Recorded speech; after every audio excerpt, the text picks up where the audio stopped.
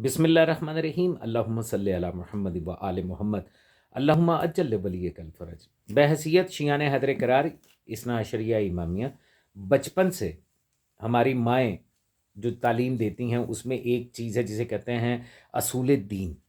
آج تک آپ نے یہی سن رکھا ہے کہ اصول دین توحید، عدل، نبوت، امامت اور قیامت ہے، اور یہ ملاؤں کی طرف سے اخذ کرتا ہے، مولا کی طرف سے یہ اصول دین نہیں ہے۔ آپ کے لیے حیرت ہوگی، لیکن میں آپ کے سامنے دلیل کے طور پر احادیث رکھ رہا ہوں، توجہ فرمائیے گا۔ اصل میں ارکان دین جو ہیں وہ کیا ہیں؟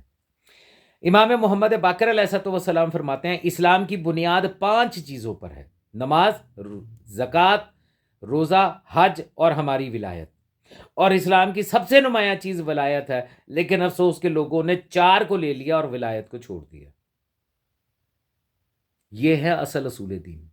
نماز فروع دین نہیں ہے، اصول دین ہے، اور ولایت بھی فروعات دین میں سے نہیں ہے، اصول دین ہے۔ دوسری روایت، کتاب کا نام الخصال شیخ صدوق، صفحہ 278، حدیث نمبر 21، وسائل الشیعہ جلد نمبر 1 صفحہ 50، چیپٹر نمبر 1 حدیث نمبر 18۔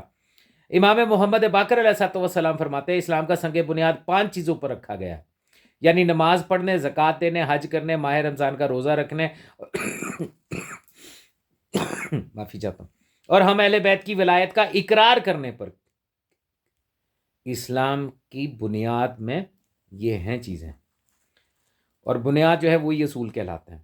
خدا نے پہلی 4 چیزوں میں تو رخصت دے دی، مگر ولایت میں کوئی رخصت نہیں دی۔ چنانچہ جس کے پاس مال نہ ہو اس پر زکوٰۃ نہیں، نی جس کے پاس مال نہ ہو اس پر حج بھی نہیں۔